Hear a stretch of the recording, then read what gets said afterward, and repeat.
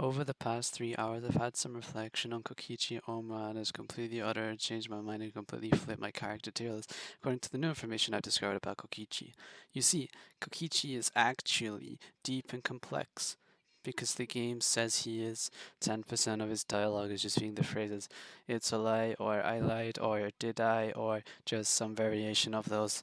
Lyons isn't horrible of writing or clearly propping up his character on crutches. It shows how deep and broody and multifaceted his character by showing how happily reveal his lies to everyone.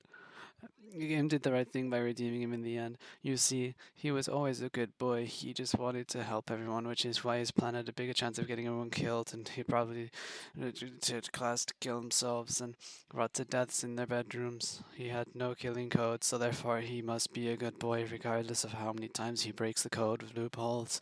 Who cares if he got 3 people killed, and one of which was Jenny, which nothing wrong was the only person who actually cared for him. He's a good boy. Chapter 6 said so.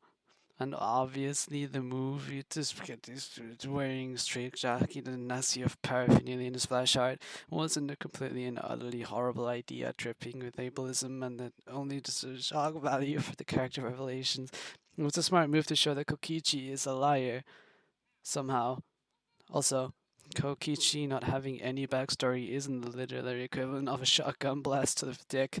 You see, supposedly complex characters that have to carry the antagonistic force of the story on their shoulders until the final chapter shouldn't have backstories. They should be left with no answers whatsoever and no point of reference to form their ideology. In fact, why even bother with an ideology? Just have the character do whatever tickles their fancy with no rival reason, and yet somehow know all the important points ahead of time, even if the only way is actual clairvoyance or straight up access to the script. Who cares if Nagito and Byakuya both had some backstory to fuel their actions? But Kokichi just needs to exist, lust after the protagonist, cause problems on purpose, do a few evil things, and get redeemed at the very end, and bam! Excellent antagonist, 12 out of 10. Don't need to change anything, ignore the fact that his character was female, that'd be called a Mary Sue.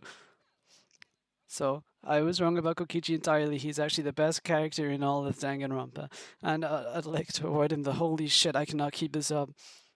Yeah, this was an April Fool's joke. Kokichi still sucks. I'm sorry to those who like him, but I cannot stand him from the writing perspective. He is so poorly done. I swear that I'm going to have a full video explaining why in the works. It's just been a little rough in terms of video production because it's a longer video and a part 2 video, and I've been pretty stressed as of late.